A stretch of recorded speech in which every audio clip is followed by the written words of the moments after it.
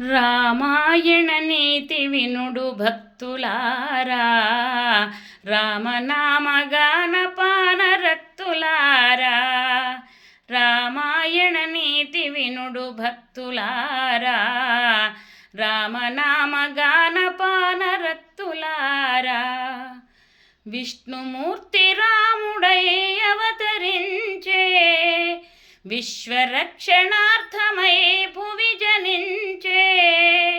Vishnumurthy రాముడై అవతరించే, విశ్వరక్షణార్థమై Bhuvi జనించే.